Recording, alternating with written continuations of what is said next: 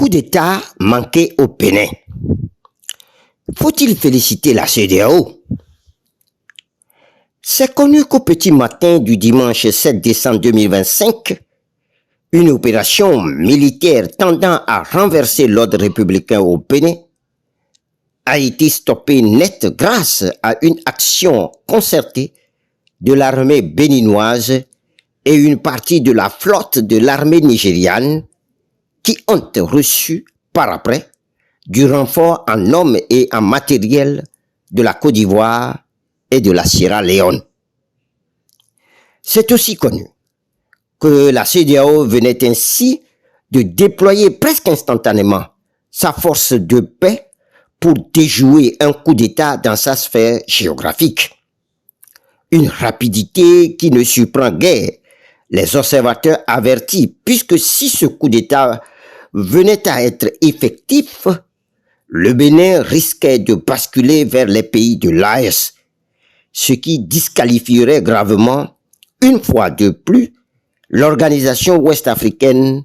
déjà engluée dans nombre de décisions incohérentes qu'inconséquentes qu'elle a prises et qui ont terni profondément son aura auprès des populations de la sous-région.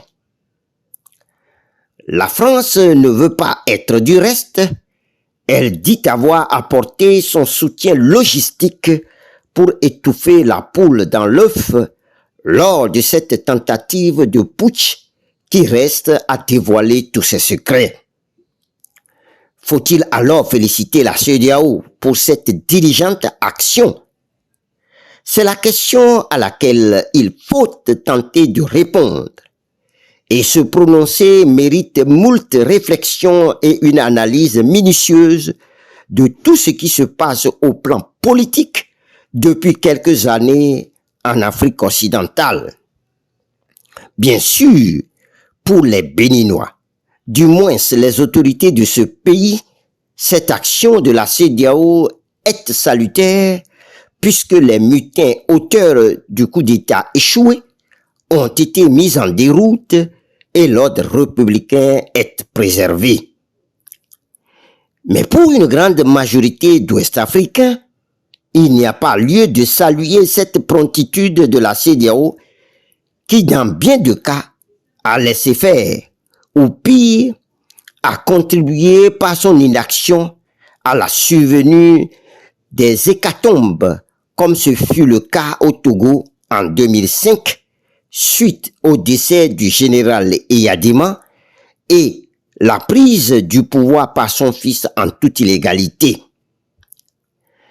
La CEDEAO a cautionné plusieurs actes délictueux de beaucoup de chefs d'État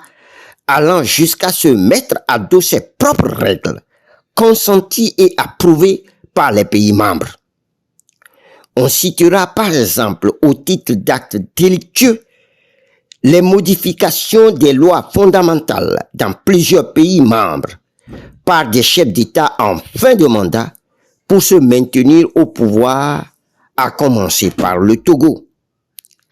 L'une des règles de la CEDEAO, constamment violée sans la réaction de celle-ci,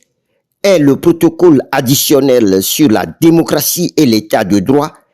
qui stipule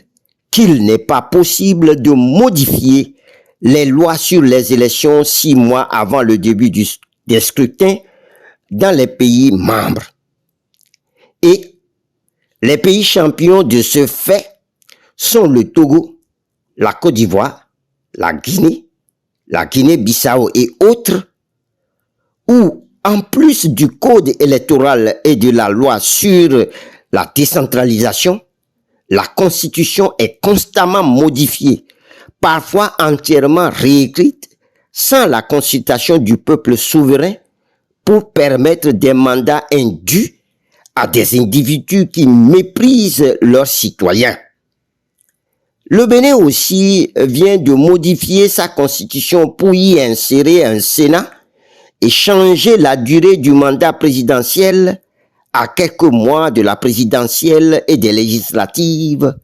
sauf que personne ne sait si Patrice Talon en profiterait pour suivre les mauvais pas de ses pairs de la Côte d'Ivoire et du Togo. L'autre réaction, et pas des moindres, face à ce qu'on peut appeler un putsch manqué, est la sortie des griffes des pays de l'AES, qui voient une menace imminente contre eux. D'ailleurs, un Transat C-130 de l'armée nigériane, à bord duquel se trouvaient 9 militaires et 2 membres de l'équipage, en difficulté du moteur selon le Nigeria, ou forcé d'atterrir à Bobo-Dioulasso au Burkina Faso, d'après les porteurs de calottes à l'AES, alimente la suspicion de ces pays qui ont immédiatement mis en alerte leur système de défense terrestre et aérienne. Vrai ou faux, on s'attend à de la désescalade entre la CEDEAO et l'AES dans les jours prochains, puisque les deux organisations se regardent en chien de faïence depuis les coups d'État au Mali, au Burkina Faso et au Niger. Des coups d'État non digérés par la CEDEAO. Le putsch manqué au Bénin montre à souhait le déséquilibre géopolitique délétère qui prévaut en Afrique occidentale à cause de l'irresponsabilité de la CEDEAO qui, délibérément, a abandonné la construction de la CEDEAO des peuples au profit de celle des chefs d'État qui ont pactisé avec le diable dans leur couche effrénée pour se maintenir au pouvoir ad vitam aeternam et en dépit de tout.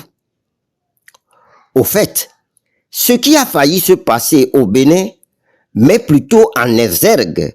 les influences extérieures nuisibles à l'émancipation de la sous-région ouest-africaine et par extension toute l'Afrique, que sont d'une part l'Occident qui pense qu'il est en train de perdre sa zone d'influence et de l'autre la Russie qui veut y avoir aussi son contrôle. Et puisqu'on est toujours victime de ses propres turpitudes,